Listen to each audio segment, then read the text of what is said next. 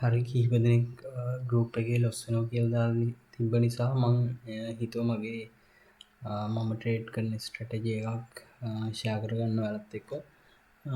මේක තමයි මගේ ස්ට්‍රැටජි එකේ සෙටප් එක. මම ඔයාලට කියන්නම් මුලින්ම මේ සෙටප් එක හදාගන්න විදිහ. මේකට moving average ribbon indicator එක, stock divergence pointer indicator එක, ස්ටොකාස්ටික් ඉන්ඩිකේටර් එක මේ තුනම ඕන වෙනවා. මේකෙදී මං ඉන්ඩිකේටර් එකෙන් එක ඇඩ් කරගෙන සෙටින්ස් වෙනස් කරගන්නම්. ඒක ඔයාලටත් එතකොට කරගන්න පුළුවන්. මුලින්ම ස්ටොකාස්ටික් ඉන්ඩිකේටර් එක දාගන්නවා. ස්ටොකාස්ටික් ඉන්ඩිකේටර් එක ගත්තී මේ නිකම්ම ස්ටොකාස්ටික් එක ගන්න. ස්ටොකාස්ටික් RSI ඒ වෙන මොනවක්වත් නෙමෙයි, ස්ටොකාස්ටික් එක අරගන්න. ඒකෙදී by default K length එක 8 එන්නේ, ඒක 14 වලට මාරු කරගන්න.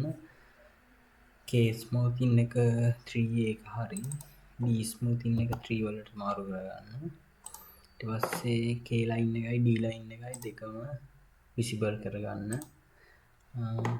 thickness එක ටික ටික වැඩි කරගන්න. ඒක හොඳට පැහැදිලිවට පේන්න. මිඩල් බෑන්ඩ් එක අවශ්‍ය වෙන්නේ. අපර් බෑන්ඩ් එකේ වැලියු එක 60 දෙන්න, ලෝවර් බෑන්ඩ් එක 40 දෙන්න. අපර් බෑන්ඩ් එකේ ස්ටයිල්ස් වලට ගිහිල්ලා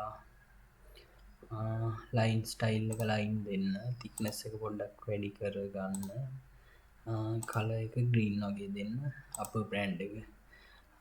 ලෝවර් බෑන්ඩ් එක thickness එක පොඩ්ඩක් වැඩි කරගන්න. ලයින් ස්ටයිල් එක ලයින් දෙන්න. කලර් එක රෙඩ් කරගන්න. ඊට පස්සේ බෑග්ග්‍රවුන්ඩ් එක වයිට් වගේ දාගෙන ඒකේ ඔපැසිටි පොඩ්ඩක් අඩු කරගන්න. හොඳට පේන විදිහට. ස්ටොකාස්ටික් එකේ සෙටින්ස් ටික මේ විදිහට තමයි. ඊට පස්සේ මූවින් ඇවරේජ් එක දාගමු. මං දාගන්නේ මූවින් ඇවරේජ් රිබන් කියන එක.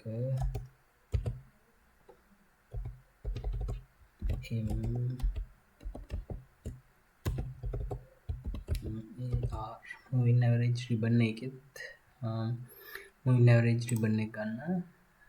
වෙන මුකුත්ම නැහැ මූවින් ඇවරේජ් රිබන් එක. එතකොට මේකේ සෙටින්ස් හදා ගන්න ඕනේ. මේක අපිට මූවින් ඇවරේජ් දෙකයි ඕන වෙන්නේ. 3-4 හයිට් කරගන්න. පළවෙනි එක EMA, දෙවෙනි එක SMA මේ විදිහටම තියාගන්න. වැලියු එක 200, length එක 200 දාන්න. කලර් එක රෙඩ් වලට මාරු කරගන්න. මේකත් රෙඩ් කලර් එකක්ම වගේ දාගන්න. ස්ටයිල් වලට ගිහිල්ලා thickness එක ටිකක් වැඩි කරගන්න හොඳට පේන විදිහට.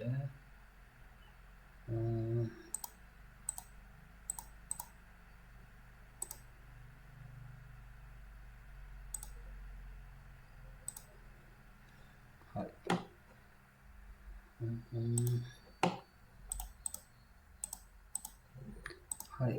එතකොට මූවින් ඇවරේජ් එකෙත් චේන්ජ් කරන්න ඕන සෙටින්ස් ටික ඔය විදිහයි. ඊට පස්සේ දාගන්න ඕන ස්ටොක් ඩයිවර්ජන්ස් පොයින්ටර් එක.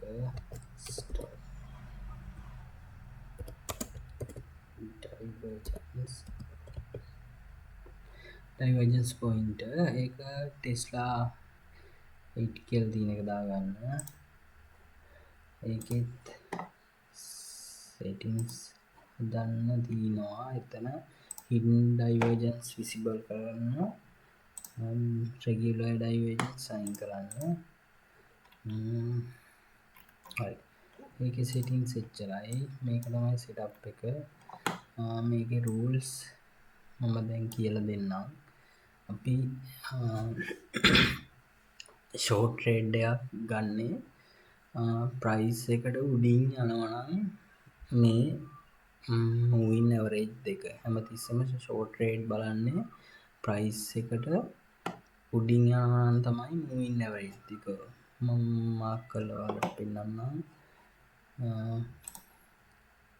මෙන්න මෙතනින් මෙන්න මේ වගේ තැනකින් දැන් පේනවනේ ප්‍රයිස් එක.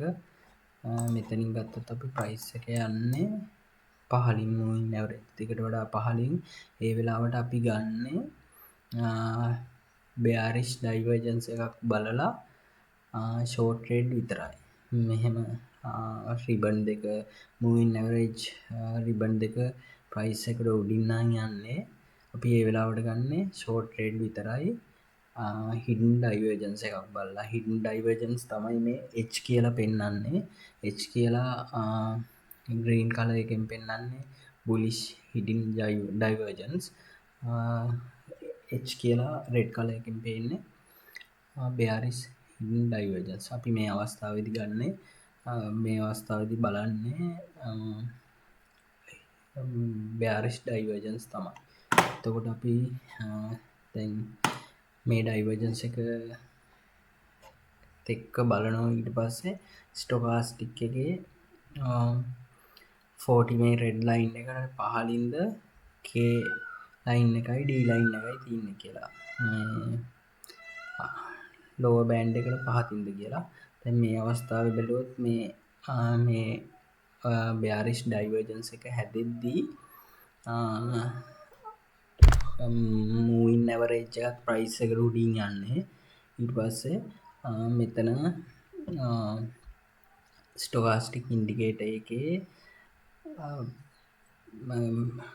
lower band එකට පල්ලෙහාන් තමයි K line එකයි D line එකයි යන්නේ. එතකොට අපිට මේක හොඳ entry එකක්.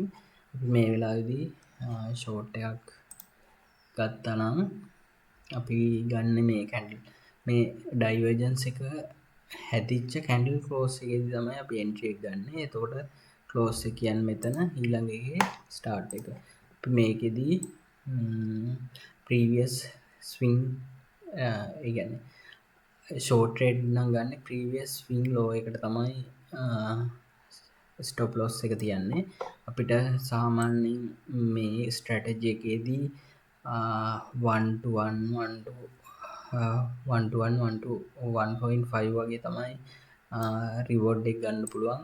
ඒත් ඉතින් අර සමහර වෙලාවට ගොඩක් trade අල්ලන් ඉන්න පුළුවන්. ඒක ඔයාලා බලලා basic දන්න නිසා candle close නම් ඊට පස්සේ RSI indicator වගේ ඒවත් බලලා ඔයාලට අල්ලන් ඉන්නවද නැද්ද කියන එක තීරණය කරලා close කරන්න පුළුවන්. හරි මම තව setup trade දෙක තුනක් බලන්න. අපි මෙන්න මේ වගේ price එකත් එක්කම moving average දෙක යද්දි මේ වෙලාවට මොනවාක්වත් trades බලන්නේ නැහැ. ගන්න try කරන්නේ නැහැ. අනිත් එක තමයි දැන් මේ moving average දෙක price එකට උඩින් නම් යන්නේ. ඒ වෙලාවට consider කරන්නේ මේ green color එකෙන් එන bullish divergence. හරි අපි තව බලමු. දැන් මෙතනින් ආයිත් පටන් ගන්න තියනවා. මෙතනින් price එක උඩට ගිහින් moving average 200 දෙකට උඩින් යන්නේ. ඒ වෙලාවට hidden divergence එකක් මෙතන හැදිලා තිනවා bullish එකක්. අපිට මෙතෙන්දී අපි බලනවා bullish එකක් ගන්න නිසා stochastic එක upper band එකට උඩින්ද කියලා තියෙන්නේ K line එකයි D line එකයි. මම ඔයාලට පෙන්නන්නම්. මෙතෙන්දී අපි vertical line එකක් දාගමු. මෙතෙන්දී vertical line එකක් දාගත්තාට පස්සේ අපිට පේනවා මෙතන stochastic එකේ K line එකයි D line එකයි upper band එකට උඩින් යන්නේ. I can 60 level එකට උඩින්. ඊට පස්සේ මෙතන price එකත් යන්නේ 200 moving average දෙකට උඩින්. අපිට මෙතන ඊට පස්සේ hidden divergence එකකුත් හැදිලා තිනවා. අපිට මෙතෙන්දී entry එකක් ගන්න පුළුවන්. long entry එකක්. අපි මෙතෙන්දී long entry එක ගන්නවා කියන්නේ මේ divergence එක හැදුනයින් පස්සේ තියෙන candle එකේ open එකේදී ගන්න. අපිට stop loss එක තියන්නේ previous swing low එකේ පහලින් අපිට මේ ට්‍රේඩ් එක ලොකු රිවෝඩ් එකක් තියෙනවා අපිට ලොකු රිවෝඩ් එකක් ගන්න පුළුවන් ට්‍රේඩ් එකක් එතන තියලා තින්නේ අපිට බලලා මේක ක්ලෝස් කරගන්න පුළුවන් මේ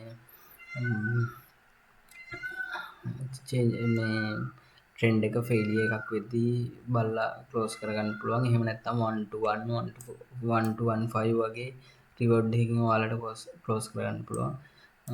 අපි තව ට්‍රේඩ් එකකුත් බලමු. දැන් මෙන්න මේ වගේ අවස්ථාවල අපි මුක්කක් ගන්න නැහැ. මොකද ප්‍රයිස් එක යන්නේ මූවින් ඇවරේජ් එකත් එක්කමයි. ඒ වෙලාවට අපි ට්‍රේඩ් වලට එන්ටර් වෙන්නේ නැහැ.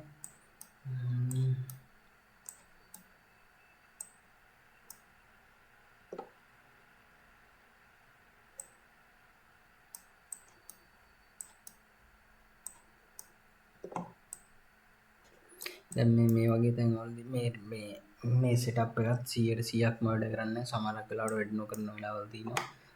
මමත් මේ ට්‍රේඩ් කරන ස්ට්‍රැටජි එකත් මාත් මේකෙන් ට්‍රේඩ් කරනවා දැන්ටත්. හොඳට වැඩ කරනවා කවුලක් නැහැ. අපි මේ වගේ එකක් ගත්තොත් අපි බලමු මේ වගේ තැනකදී මෙතනදී බුලිෂ් ඩයිවර්ජන්ස් එකක් හැදිලා තියෙනවා මෙතෙන්දී. ඒ වෙලාවේ මූවින් ඇවරේජ් දෙකත් 200 දෙකත් උඩින් තියන්නේ ප්‍රයිස් එකට වඩා මේ ප්‍රයිස් එකට පහලින් තියන්නේ ඒ වගේමයි අප බෑන්ඩ් එකට උඩින් K ලයින් එකයි D ලයින් එකයි තියන්නේ අපිට මෙතන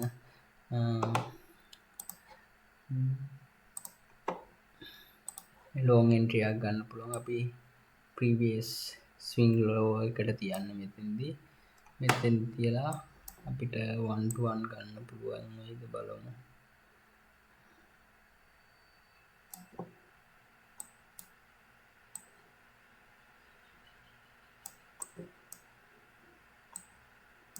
one to one එකත් ගන්න පුළුවන්. මේ වගේ තව අපිට මේ වගේ තැන්වලදී ගන්න පුළුවන් මේ හොඳට මෙතනද බැලුවොත් මෙතන එක ගන්න බෑ මොකද මේක ගන්න නැත්තේ අපි මේක ගන්න නැති හේතුව තමයි මෙතනින් vertical line එකක් දාගමු මේක ගන්න නැත්තේ price එක moving average එකට උඩින් ගියාට මෙතන stochastic indicator එකේ lower band එකට පහලින් තමයි K line එකයි D line එකයි යන්නේ ඒක නිසා අපි මේක skip කරනවා අපිට හැබැයි මෙතන ආයි bullish divergence එකක් හැදෙනවා ඒක බලමු ගන්න පුළුවන්ද කියලා එකක් ගන්න අමාරුයි වගේ මොකද මෙතන ප්‍රයිස් එකට පහලින් ගියාට 200 MA එකයි EMA එකයි මෙතනත් මේ මිඩල් එක බෑන්ඩ් දෙක අතරේ තියෙන්නේ අපි ඒවත් ස්කිප් කරනවා අපි ඊළඟ එක අපිට ආයිත් bearish bullish divergence එකක් හැදෙන්නේ මෙතන එතෙන්දී අපිට ඒක ගන්න පුළුවන් මෙතන ප්‍රයිස් එක උඩින් යන්නේ EMA SMA එකට වඩා ඒ වගේම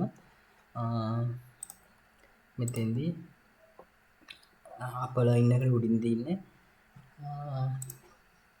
K ලයින් එකයි D ලයින් එකයි අපි මෙතෙන්දී ගත්තොත් entry එක ආගෙන previous swing low එක මෙන්න මේ හරිය වගේ අපිට 1 to 1 වගේ තියන්න පුළුවන් අඩුම 1 to 1 තියන්න පුළුවන් ඊට වඩා මේ ගිහින් තියෙනවා මේ ට්‍රේඩ් එක 1 to 1 තිබ්බත් ඕකේ ඊට පස්සේ මම තව දෙයක් කියන්නම් මේ ඉන්ඩිකේටර් සෙටප් එක අපිට සේව් කරන්න පුළුවන් මෙතන ඉන්ඩිකේටර් ටෙම්ප්ලේට්ස් ගියා මෙතන save indicator templates ගන්න ගිහිල්ලා ඊට පස්සේ ඔයාලා නමක් දෙන්න මොකක් හරි template name එක TP1 කියලා මම දෙන්නවා හරි ඊට පස්සේ ඔයාලට අලුත් coin එකක් ගත්ත ගමන් ආයිත් මේ indicator දදා ඉන්න දෙයක් නැහැ කොයින් එක මෙහෙම සිලෙක්ට් පොඩි මම ටැබ් එකක් ගන්නවා. මම මේ ටික ඔක්කොම ක්ලියර් කරන්නම්. හරි මෙහෙම මේ අලුතෙන් කොයින් එකක් සිලෙක්ට් කරගත්ත ගමන් ඔයාලට පුළුවන් මෙන්න මේ ඉන්ඩිකේටර් ටෙම්ප්ලේට්ස් වලට ගිහිල්ලා TP1 සිලෙක්ට් කරාට පස්සේ ඔයාලගේ ඉන්ඩිකේටර්ස් තුලම ආයෙත් අර සෙටප් එක හැදෙනවා ඔයාලගේ අදාළ කොයින් එකට. හරි මේකේ දැන් ප්‍රී වර්ෂන් එකේ ට්‍රේඩින් view ඉන්ඩිකේටර්ස් දෙකයිනේ දාන්න පුළුවන්. ඒක නිසා ඔයාලාට මම සජෙස්ට් කරන්නේ මේ සෙටප් එක හදාගෙන ස්ටොක් ඩයිවර්ජන්ස් පොයින්ට් එක හයිඩ් කරන්න. හයිඩ් කළා MA රිබන් එක ඒ කියන්නේ මූවින් ඇවරේජ් එක enable කරගෙන ඒ ලයින් එක පොඩ්ඩක් ඇද ගන්න. මෙහෙම ප්‍රයිස් එක උඩින් යන හරිය පොඩ්ඩක් ඇද ගන්න මෙහෙම. නැත්තම් හොරිසන් මොකක් හරි ලයින් එකක් මෙහෙම ඇද ගන්න. ඇදගෙන ඊට පස්සේ ඒක හයිඩ් කරලා ස්ටොක් ඩයිවර්ජන්ස් පොයින්ට් එක enable කරගෙන මේක හයිඩ් කරලා එන්ට්‍රි ගන්න. මේ විදිහට try කරන්න. මට හිතෙනවා ඔයාලටත් මේක වැඩ කරයි කියලා. try කරලා බලන්න. මොකක් හරි ප්‍රශ්නයක් අහන්න තියෙනවා නම් chat එකක් දාන්න උදව් කරන්න. හරි thank you.